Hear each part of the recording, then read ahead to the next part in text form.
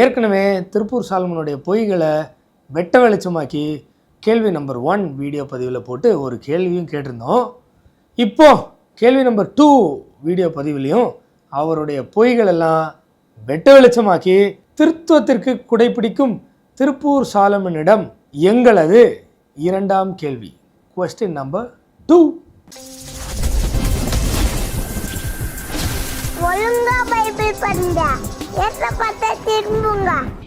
வேதம் எந்த ஒரு இடத்துலயுமே பிதா பூமிக்கு வந்தாருன்னு ஒரு வசனம் கூட இருக்காரு. போய் பிதா பூமிக்கு வந்தாருன்னு ஒரு வசனம் கூட இருக்காதான். எப்படி இந்த ஜக்கீர் நாயக் கேட்குற மாதிரி tell me one ambiguous statement where Jesus say I am God worship me அப்படின்னு போய் சொல்லி ஒரு கேள்வி கேட்டு அந்த வார்த்தை அப்படியே இல்லை வேற மாதிரி இருக்குன்னு சொல்லுவார். அந்த மாதிரியா? நியாயமா நீங்கள் சொன்னீங்க இல்லையா, பிதா பூமிக்கு வந்தாருன்னு ஒரு வசனம் கூட இருக்காதுன்னு வசனம் சொல்லிட்டா தீர்க்க தரிசனமா ஏசாயா தீர்க்கதரிசியின் புஸ்தகம் நித்திய பிதா தெரியாதா? படிக்கிட்டா ஏசாயா 9:6 நமக்கு ஒரு பாலகன் பிறந்தார். தீர்க்க தரிசனமா பிறந்தார். யார் பிறந்தாப்பா? திருப்பூர் சாலமன் அவர்களே சொல்லுங்க. கர்த்தத்துவம் அவர் தோளின் மேல் இருக்கும், அவர் நாமம் அதிசயமானவர். யாரோட பேர் அதிசயமானவர்? பிதாவனுடைய பேர் இல்லையா? சரி, தொடர்ந்து படிக்கிறேன். ஆலோசனை கர்த்தா, வல்லமை உள்ள தேவன். யார் வல்லமை உள்ள தேவன்? யெகோவா தேவன் இல்லையா? ஓ, உங்கள் பாஷையில் தேவன் வந்தால் அது இயேசுவாகவும் இருக்கலாம், பிதாவாகிய தேவனாகவும் இருக்கலாம், பரிசுத்த ஆவியாகிய தேவனாகவும் இருக்கலாம். அப்படியா? இப்படிலாம் நீங்கள் சொல்லுவீங்கன்னா ஆண்டவர் தீர்க்க தரிசனமா அப்பவே சொன்னார், நித்திய பிதா சமாதான பிரபு எனப்படும். பிதா பூமிக்கு குமாரனா வந்தாருன்னு ஒரு வசனம் கூட இல்லையா?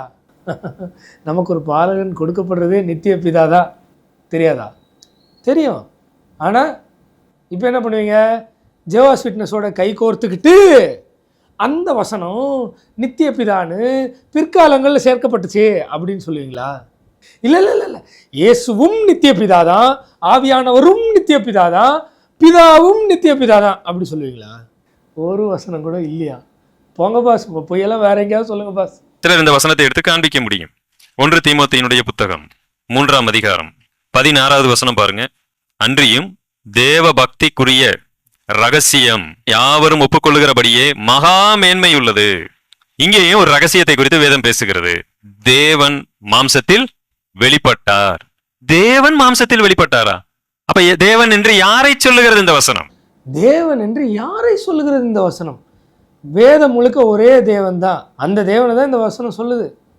ஆனால் இவர் என்ன ஒரு சின்ன அடிஷ்னலாக ஒரு பொய்யை சொல்கிறாருன்னு பார்க்குறீங்களா? நான் ஏற்கனவே சொன்னேன், எப்பொழுதெல்லாம் தேவன் என்கிற வார்த்தை வருகிறதோ அது யாரை வேண்டுமானாலும் குறிக்கலாம். பிதாவை குறிக்கலாம், அல்லது இயேசு கிறிஸ்துவை குறிக்கலாம், அல்லது யாரை குறிக்கலாம்? பரிசுத்த ஆவியானவரை குறிக்கலாம். யாரை வேண்டுமானாலும் குறிக்க முடியும். அதாவது பைபிளில் கர்த்தர், தேவன், யெகோவான்னு என்னென்ன போட்டிருக்கோ அதெல்லாம் ஒரே தேவனை குறிக்கலையாம். அது யெகோவாவையும் குறிக்கலாமா, அதாவது பிதாவையும் குறிக்கலாமா, குமாரனையும் குறிக்கலாமா, ஆவியானவரையும் குறிக்கலாமா, யாரை வேணால் குறிக்கலாமா. அது அந்தந்த இடத்துல யாரை குறிக்குதோ அந்த அந்த நபரை தான் குறிக்குதுன்னு நம்ம எடுத்துக்கணுமா? எவ்வளோ பெரிய பொய் அப்படின்னு 2வது கேள்வி இருக்குல்ல, நான் கேள்வி கேட்கும்போது அந்த கேள்விக்கு நீங்கள்லாம் பதில் சொல்ல முடியாமல் திணறும் போது தெரியும் இது எவ்வளோ பெரிய பொய்ன்னு. இயேசு கிறிஸ்து வருகையிலே சொல்லுகிறார், நான் பிரதான தூதனுடைய சத்தத்தோடு வருகிறேன் என்று சொல்லுகிறார். இப்ப பிரதான தூதனுடைய சத்தத்தோடு வந்த உடனே சிலர் என்ன நினைச்சிட்டாங்க? இயேசு கிறிஸ்து தான் பிரதான தூதன் நினைச்சுக்கிட்டாங்க. இவர் ஜெவாஸ் விட்னஸுக்கு பதில் சொல்கிறாராமா. சரி, பரவாயில்ல. அந்த பதிலுக்கு இவர் சொன்ன லாஜிக் படி, அதாவது கர்த்தர், தேவன், யெகோவான்னு எங்கே வந்தாலும் அது 3 பேரில் யாரை வேணால் குறிக்கலாம் அப்படின்னு சொன்னார் இல்லையா? அந்த 3 பேரில் யாரை வேணால் குறிக்கலாம் அப்படின்னு நீங்கள் எடுத்துக்கிட்டிங்கன்னா, இப்போ நீங்கள் சொல்கிற வசனம் தெசலோனிக்கேயரில் இருக்கு இல்லையா, அதை எடுத்து படிப்போம். அங்கே என்னுடைய கேள்வி கேட்குறேன். 1 தெசலோனிக்கேயர் 4வது அதிகாரம் 16வது வசனத்தை தான் இவர் கோட் பண்ணார். 15வது வசனத்துலேருந்து வருவோம். இவர் சொன்ன லாஜிக் படி நான் கேள்வி கேட்குறேன். கர்த்தருடைய வார்த்தையை முன்னிட்டு, இப்போ இங்கே கர்த்தர்னு வந்துச்சுல, உங்கள் கூற்றின்படி பிதாவாகிய கர்த்தரா, இயேசுவாகிய கர்த்தரா, ஆவியானவராகிய கர்த்தரா? யாரை இங்கே போடணும்? ஏன்னா கர்த்தருடைய வார்த்தையை முன்னிட்டுன்னு இருக்கு இல்லையா? எந்த கர்த்தருடைய வார்த்தை? உங்களுக்கு தான் 3 கர்த்தர் இருக்கார்ல, ஆனால் ஒரே தேவன், அது கரெக்டு. ஆனால் இது எந்த கர்த்தரை போடுவீங்க? கேள்வி புரியுதா? தொடர்ந்து படிக்கிறேன். நாங்கள் உங்களுக்கு சொல்லுகிறதாவது, கர்த்தருடைய வருகை மட்டும். இந்த கர்த்தருடைய வருகையில் எந்த கர்த்தரை போடுவீங்க? பிதாவாகிய கர்த்தரையா? நாங்கள் அப்படி நம்பலை, நீங்கள் நம்புறீங்க இல்லையா? உங்களை கேள்வி கேட்குறேன். இயேசுவாகிய கர்த்தரையா, ஆவியானவருடைய கர்த்தரையா? எந்த கர்த்தருடைய வருகை மட்டும்? உயிரோடு இருக்கும் நாம் நித்திரை அடைந்தவர்களுக்கு முந்திக் கொள்வது இல்லை. ஓ, அப்போ நீங்கள் என்ன சொல்லுவீங்க?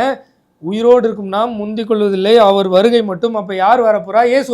அப்போ அந்த வசனத்தில் கர்த்தருடைய வருகை மட்டும்னா இயேசுனுடைய வருகை மட்டும்னு போட்டுக்கணும். கரெக்டா? இந்த கூற்றின்படி தொடர்ந்து படிக்கலாம். ஏனெனில் கர்த்தர் தாமே ஆரவாரத்தோடும் பிரதான தூதனுடைய சத்தத்தோடும் அப்படின்னு இருக்கும்போது, இது எந்த கர்த்தர்னு வந்தோடனே எந்த கர்த்தர்னு போடுவீங்க? உடனே சொல்லுவீங்க இது இயேசுவாகிய கர்த்தர் அப்படின்னு சொல்லிட்டு. ஓகே, தேவ எக்காலத்தோடும் அப்படின்னு ஒன்று தேவன் வருதுல, இது என்ன போடுவீங்க? வர்றவர் கர்த்தர், தேவ எக்காலத்தோடு வரார். அப்போ எப்படி? ஓ, கர்த்தர் அதாவது இயேசுவாகிய கர்த்தர் வரும்போது இந்த தேவன் ஒன்னே உங்களுக்கு இங்கே பிரிக்கணும்ட்டு பிதாவாகிய தேவனை போட்டுப்பீங்க. அப்போ என்ன பண்ணுவீங்க? பிதாவாகிய தேவன்கிட்ட இருந்து எக்காலத்தை வாங்கிட்டு வந்துட்டாரு அப்படின்னு சொல்லுவீங்களா? அப்படியா? சரி, அப்போது இதன் அடிப்படையில் திரும்ப தொடர்ந்து படிப்போம். தேவ எக்காலத்தோடும் வானத்திலிருந்து இறங்கி வருவார். வர்றது யாரு? இயேசுவாகிய கர்த்தர். அப்பொழுது கிறிஸ்துவுக்குள் மரித்தவர்கள் முதலாவது எழுந்திருப்பார்கள். சரி, பின்பு உயிரோடு இருக்கும் நாமும் கர்த்தருக்கு எதிர்கொண்டு போக. அப்போ இந்த கர்த்தர் யாரு? யெகோவா கர்த்தரா? அதாவது பிதாவாகிய கர்த்தரா, இயேசுவாகிய கர்த்தரா, இல்லை ஆவியாகிய கர்த்தரா? மேகங்கள் மேல் அவரோட கூட ஆகாயத்தில் எடுத்து கொள்ளப்பட்டு இவ்விதமாய் எப்பொழுதும் கர்த்தருடனே கூட இருப்போம். சரி, அப்போ இங்க கேள்வி, இது எந்த கர்த்தர்? ஏன்னா ஆரவாரத்தோட கர்த்தர் வராரு.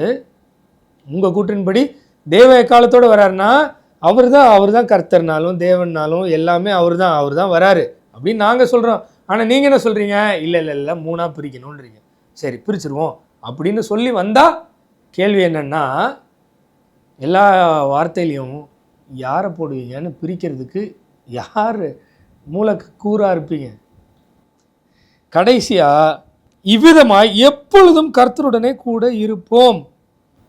இது எந்த கர்த்தரோடு இருப்பீங்க? பிதாவாகிய கர்த்தரோடு இருப்பீங்களா? இல்லை எப்பொழுதும் பிதா கிடையாது இயேசுவாகிய கர்த்தரோடு இருப்பீங்களா? இல்லை அப்படி தள்ளிட்டு ஆவியான கர்த்தரோட இருப்பீங்களா? இப்போ தேவன் ஆவியாக இருக்கிறார் அப்படின்னு வசனம் இருக்குது. அப்போ அந்த தேவன் 3ஆம் கடவுளாகிய பரிசுத்த ஆவியானவர் ஆவியாக இருக்கிறாருன்னு சொல்லியிருக்கா? என்ன என்று தேவன் உனக்கு இல்லை அப்படின்னு சொன்னவர் இந்த 3 கர்த்தரில் எந்த கர்த்தர்? அப்போ யாராவது ஒரு கர்த்தர் சொன்னார்னா இந்த 2 கர்த்தரும் தேவன் இல்லைன்னு உங்களுடைய கற்பனை கர்த்தரே சொல்கிறாரா? என்ன என்று ஒரு ரட்சகர் உனக்கு இல்லைன்னு சொன்னவர் எந்த கர்த்தர்? அப்போ இந்த 3 கர்த்தரில் எந்த கர்த்தர் சொன்னாலும் மற்ற 2 கர்த்தர் ரட்சகர் இல்லையா? கேள்வி புரியுதுன்னு நினைக்கிறேன். பிரியமானவர்களே, இயேசு கிறிஸ்து படைக்கப்பட்டவராக இருந்தால் அது ரகசியம் அல்ல, அது வெளிப்படையா இருக்கக்கூடிய ஒன்று. அப்படியானால் இயேசு கிறிஸ்து யார்? பிதாவுக்கும் இயேசு கிறிஸ்துவுக்கும் உரிய ரகசியம் என்று சொல்லப்பட்டிருக்கிறது. எப்பொழுதுமே வேதம் பிதாவாகிய இயேசு கிறிஸ்து என்று எந்த இடத்திலையும் பேசாது. பிதாவாகிய இயேசு கிறிஸ்து அல்ல, பிதாவுக்கும் இயேசு கிறிஸ்துவுக்கும்.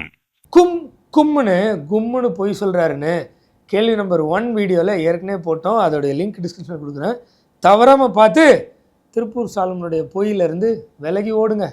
இப்போ தொடர்ந்து இந்த வீடியோவில் அவர் சொல்கிற இன்னொரு பொய்யை பாருங்கள். அப்போஸ்தலனாகிய பவுல் பல இடங்களிலே வாழ்த்து கூறும்போது இப்படித்தான் கூறுவார்: நம்முடைய ஆண்டவராய் இயேசு கிறிஸ்துவினுடைய கிருபையும் பிதாவாகிய தேவனுடைய அன்பும். அவர் சொன்ன பொய்யை பார்த்தீங்களா? பார்த்துருக்க மாட்டீங்க. ஏன் தெரியுமா? இந்த தாழ்மையாக பிரியமானவர்களேன்னு பேசுகிறவங்களாம் நல்லவன் நீங்கள் நம்பிட்டீங்க, அதனால் பார்த்துருக்க மாட்டீங்க. நல்லா நோட் பண்ணி பாருங்கள். திருப்பி அதே கிளிப்பு தான் போடுறேன். பிதாவாகிய தேவனுடைய அன்பும். இல்லாத ஒன்றை இருக்கிற மாதிரியே படிப்பார். ஆக்சுவலாக இதே விஷயத்தை ஏற்கனவே ஒரு வீடியோவில் போட்டோம். அந்த வீடியோ லிங்க்கையும் முடிஞ்சால் டிஸ்கிரிப்ஷனில் கொடுக்குறேன். அவர் இப்படி தான் இல்லாத இடத்துலலாம் பிதான்னு போட்டு சேர்த்து பிடிப்பார். ஏன்னா அவர் நம்புகிற துர் உபதேசத்தை நிரூபிக்கணும்னு இல்லை, அப்படியே இந்த வாழைப்பழத்தில் ஊசி ஏற்றுன மாதிரி மக்கள் மனசில் அப்படியே ஏற்றி விட்டு போயிடணும்.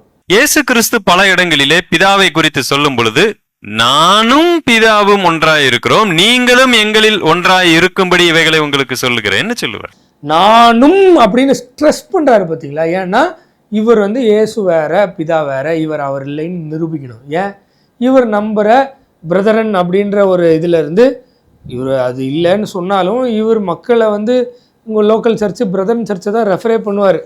சரியா? ஏன்னா பிரதரன் சர்ச் மேலே இவருக்கு ஒரு ஈர்ப்பு அப்படின்னு வச்சுக்குவோம். சரி, என்னவோ இவர் நம்புகிற கொள்கை என்ன? இவர் அவர் இல்லை, அதாவது இயேசு பிதா அல்ல, 2 பேரும் வேறு வேறு நபர்கள். ஆவியானவர் இங்கே ஒளிஞ்சிருப்பார், மறைவாக இருப்பார், அவர் வெளியிலே தெரிய மாட்டார், மறைந்திருந்து உங்களை செயல்பட வைப்பார். அந்த கொள்கையை நிரூபிக்கணும்னு என்னென்ன சொல்கிறாரு பார்த்தீங்களா? இதே வசனத்தை நான் படிக்கிட்டா? யோவான் 10:30, நானும் பிதாவும் ஒன்றாக இருக்கிறோம் என்றார். ஆனால் அந்த வசனம் என்ன தெரியுமா சொல்லுது? இங்கிலீஷில் அப்படியே படிக்கிறேன், I and my father are one. இப்போது இவர் சொல்கிற மாதிரி இவர் வேறு நபர் இவர் வேறு நபர், ஆனால் ஒன்றா இருக்கிறாங்க அப்படின்னா இங்கிலீஷில் எப்படி இருக்கணும்னு தெரியுமா? I and my father are being together as one அப்படின்னு வரணும். ஆனால் I and my father are being together one இல்லை, ஆர் ஒன். இதுதான் வேத சத்தியம், இதுதான் அந்த மிஸ்ட்ரி. ஆனால் இவர் வேற அவர் வேற, இவர் தனி நபர் இவர் தனி நபர், 3 different person but one God, 3 distinct personalities but one God. இப்படி கடவுளை டிஃபைன் பண்ணுறதுக்கு நீங்கள் யார்? வேதம் சொல்லாத டேர்ம்ஸை யூஸ் பண்ணி, வேதம் வைக்காத பேரை கடவுளுக்கு வைக்கிற அளவுக்கு, திருத்துவம் ட்ரினிட்டி காட் அப்படின்னு கடவுளுக்கு பேர் வைக்கிற அளவுக்கு வளர்ந்துட்டீங்கல்ல. கடவுளை டிஃபைன் பண்ணுற அளவுக்கு பெரிய ஆள் ஆகிட்டீங்கல்ல.